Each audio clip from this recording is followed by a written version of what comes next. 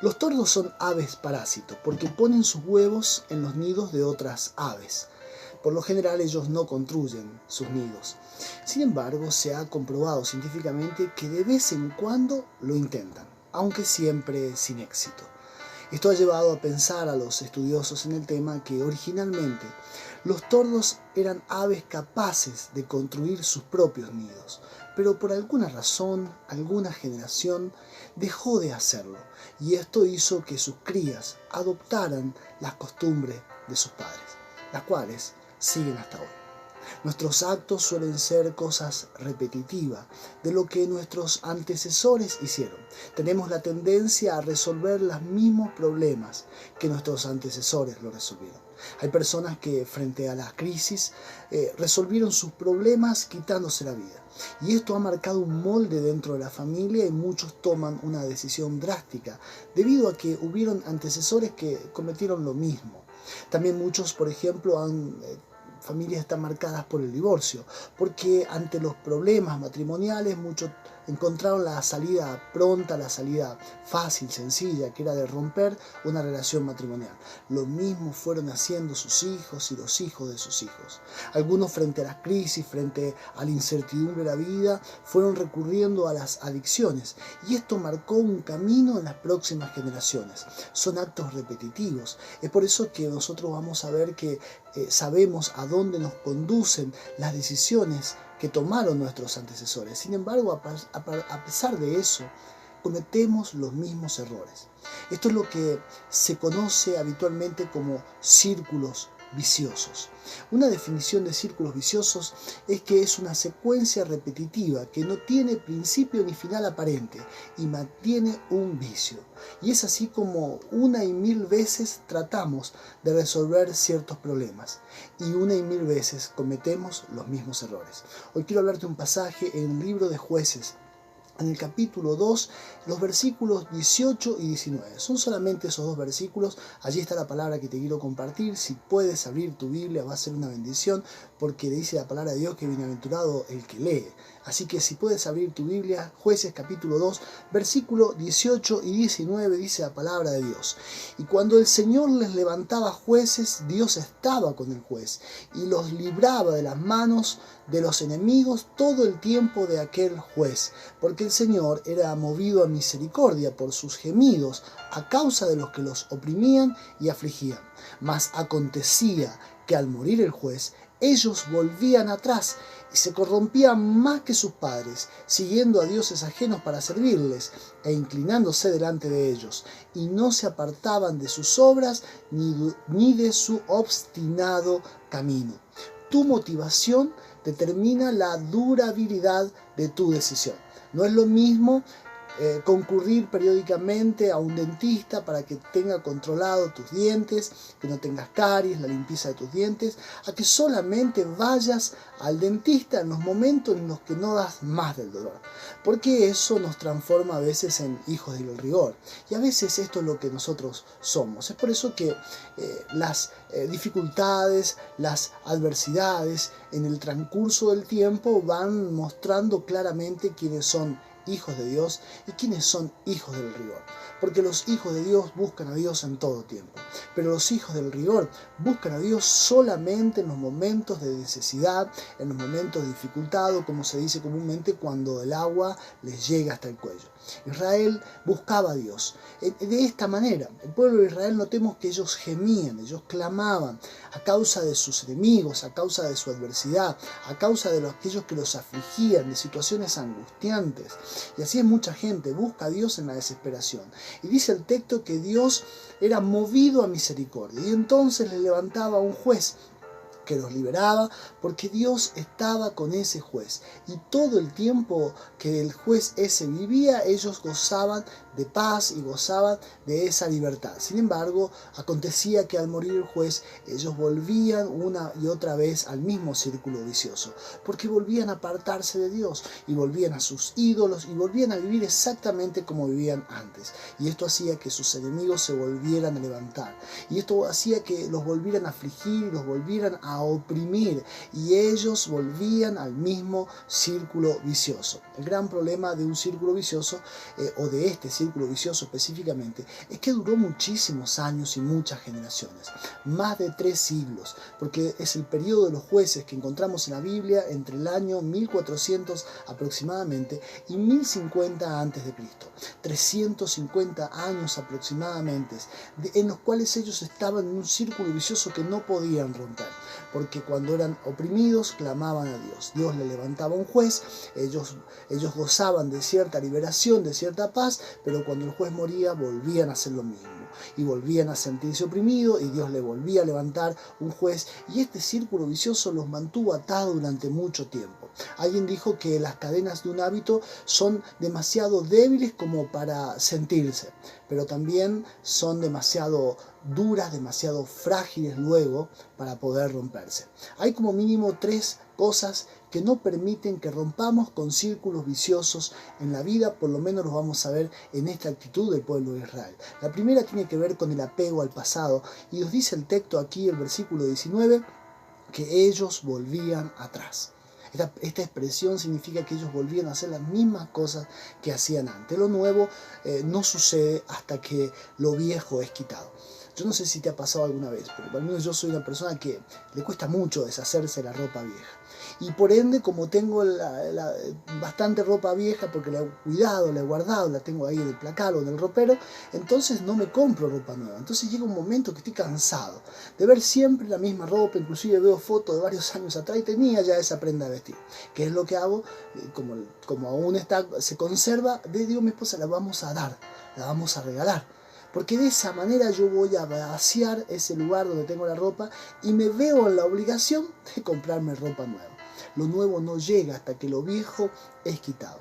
Y hay personas que están en Cristo, sin embargo su vieja vida no ha pasado, porque aún siguen viviendo y volviendo atrás a las cosas del pasado. No importa que sean buenas o malas, porque hay cosas que a veces estamos estancados en cosas que fueron buenas, que en algún momento nos fueron de bendición. Sin embargo, no permiten que lo nuevo llegue. Es por eso que el apóstol Pablo dice, con Cristo estoy juntamente crucificado. Significa que ha habido una muerte a la vida anterior. Mi pastor decía, hay personas que no están juntamente con Cristo crucificado, que han llegado a la cruz y están desmayados por un tiempo, pero luego como que empiezan a despertar, como una persona que ha estado durmiendo muchas horas, se comienzan a estirar así y dicen, voy a volver a hacer las cosas que antes hacía. Y vuelven atrás. Y esto es lo que le pasaba al pueblo. Lo primero que se nos dice, que los mantenía a ellos en un círculo vicioso y los mantuvo durante más de 350 años, es que ellos tenían un apego a las cosas del pasado. Y ellos volvían atrás. Específicamente el texto nos dice que volvían a inclinarse a los dioses. El problema de ellos era la idolatría.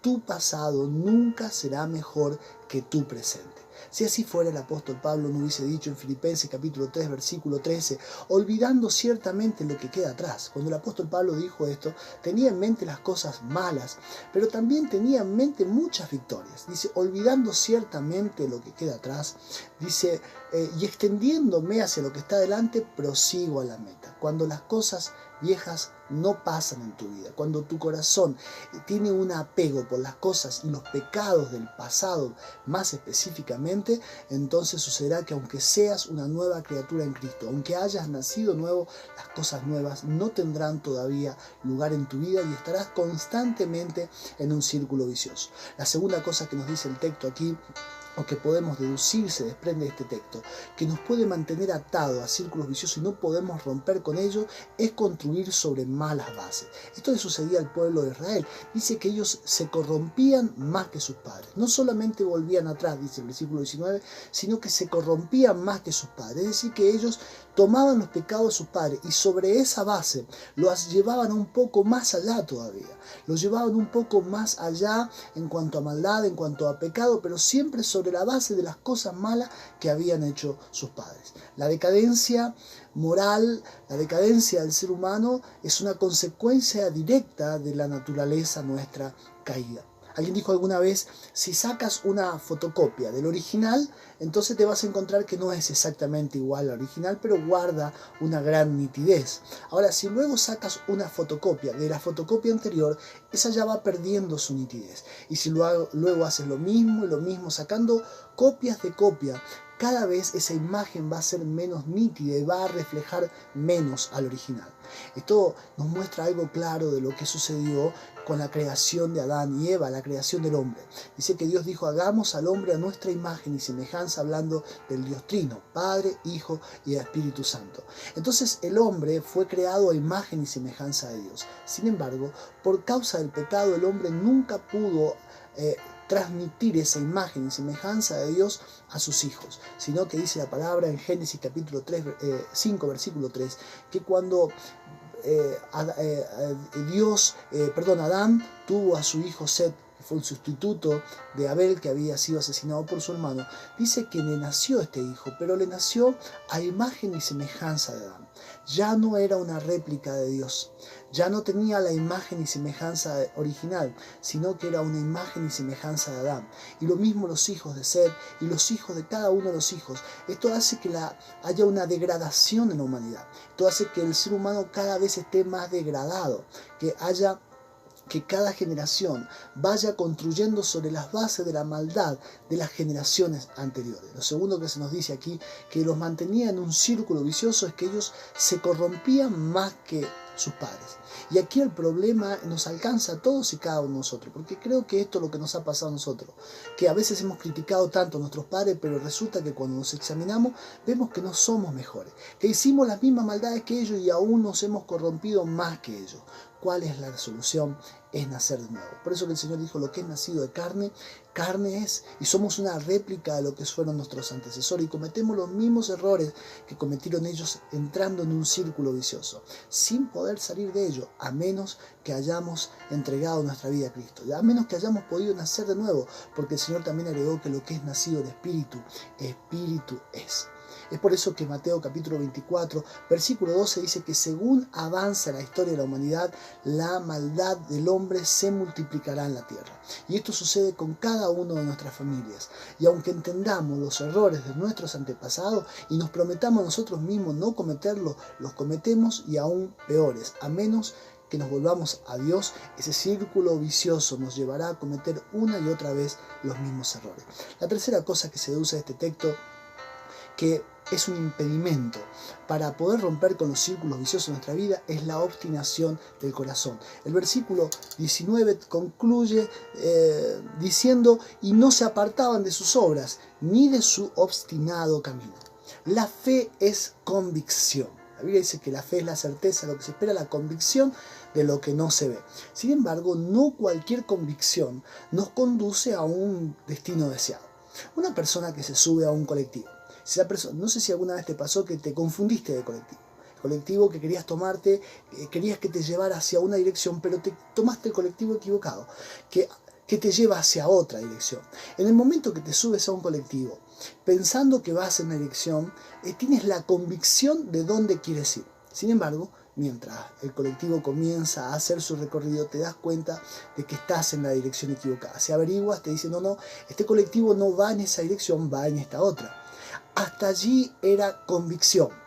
Si te bajas del colectivo, eso era convicción. Ahora, si sigues en el mismo colectivo, pensando que te va a llevar al lugar que deseas, sabiendo ya que no te lleva a ese lugar, eso ya no es convicción, eso ya es obstinación. Y esto es lo que le sucedía al pueblo de Israel. Los círculos viciosos te llevan a vivir en una obstinación. Lo tercero que se nos dice que los mantenía en un círculo vicioso el cual no podían romper, es que ellos seguían, dice, no se apartaban de su mal camino, sino que cuando Dios los liberaba, cuando Dios le daba cierta paz, cuando Dios le resolvía los problemas, ellos seguían en su obstinado camino. Es por eso que una cosa es estar convencido, convicción, y otra cosa es estar convertido, porque quien está convertido cambia de dirección en su vida, pero aquel que está convencido puede seguir en su obstinado camino. Es muy probable que el 100% de las personas que estén en una iglesia o que están en una iglesia están convencidos de que Cristo es el camino. Por eso están en la iglesia. Sin embargo, algunos dicen que 9 de cada 10 solamente estaban convencidos. Y solo uno tal vez se convierte. 1 de cada 10. Prueba de ello es que el Señor sanó a 10 leprosos. Y solamente uno volvió agradecido. Y el Señor dijo: ¿pero cómo? No sané a 10. ¿Y los otros 9 dónde están? Muchos siguen un círculo vicioso toda la vida. El gran problema es que no hayan entendido el Evangelio. Lo entendieron, por eso llegaron a la iglesia. El gran problema es la obstinación de su corazón, que los llevó a que nunca se convirtieron de todo corazón. Cuando era niño vivíamos con mis padres, tenía tierra mi padre, pero la tierra la tenía en sociedad con mi abuelo, con mis tíos, y ellos eran personas que no eran muy adineradas, pero tenían tierra. La principal plantación en el lugar donde yo vivo o vivía en aquel momento era la vid, así que tenían parrales de uva. Todos los años esperaban ansiosamente la cosecha, porque esto les daba prácticamente para vivir todo el año, o para mantenerse principalmente después luego con otras plantaciones, pero era la cosecha. Sucedió muchísimos años que poco antes de la cosecha caía granizo y destruía absolutamente toda la cosecha. Y cuando eso sucedía, yo recuerdo que ellos lamentaban tanto. Yo era niño, así que mucho no lamentaba, pero lo veía. Y ellos lamentaban tanto. Y me acuerdo que se decían entre ellos, se prometían a sí mismos, durante la próxima cosecha, si les iba bien, tomar ese dinero para invertir en malla antigranizo. Porque ellos sabían que si le ponían la malla antigranizo al parral, por más que cayera granizo, la cosecha de ellos estaría asegurada. Era una inversión, pero ellos cuando estaban angustiados se lo prometían a sí mismos. Al año siguiente tal vez tenían una cosecha exitosa. Y cuando todo estaba bien y se encontraban con el dinero, llegaba el momento de cumplir la promesa y de poner la malla antigranizo, pensaban en otras cosas, pensaban en otros proyectos y administraban el dinero de otra manera. Y volvían al mismo círculo vicioso, porque luego les caía granizo y decían, ¿cómo no hice lo que sabía que tenía que hacer? ¿Y qué es lo que hacían ellos? Se volvían a prometer a sí mismos poner la malla antigranizo.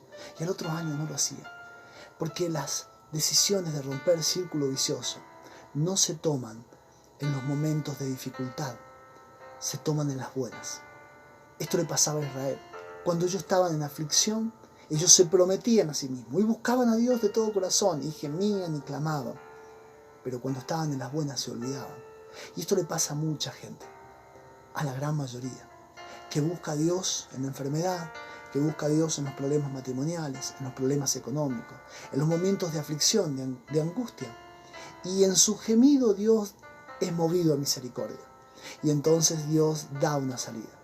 Pero luego, cuando Dios los sacó, cuando Dios los sanó, cuando Dios les resolvió el problema, vuelven atrás. Y hacen las cosas peor que sus padres y siguen en su obstinado camino.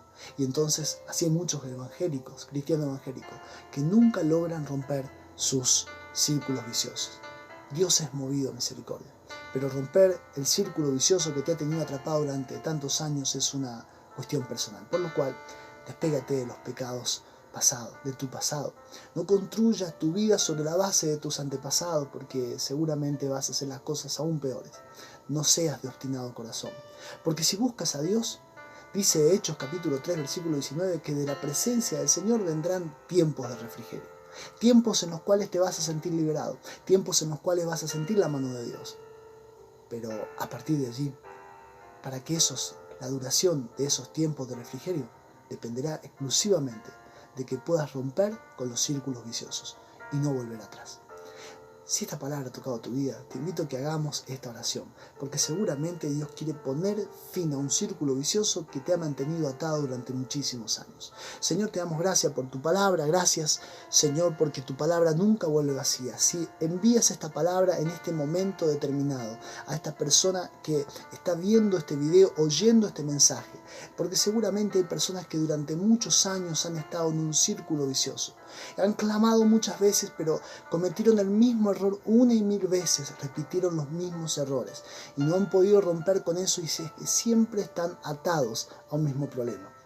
Pero tu palabra viene, Señor, para romper con esas cosas de nuestra vida de las cuales nos ha costado tanto liberarnos. Hay personas que al oír esta palabra y ponerla por obra en su vida van a ser libres de vicios, de ataduras, de enfermedades, de malos hábitos y aún de maldiciones que han pesado en familias por generaciones. Señor, yo lo creo porque es tu palabra y tu palabra tiene poder para sanar, para salvar, para restaurar, para transformar nuestra vida. Yo la envío creyendo que hará la obra para la cual es enviada. En el nombre de Jesús, Amén y amén. Si esta palabra ha sido bendición para tu vida, te invito a que la compartas, pero también que te suscribas a este canal, porque de ese modo te llegarán las notificaciones que estamos subiendo a través de esta plataforma.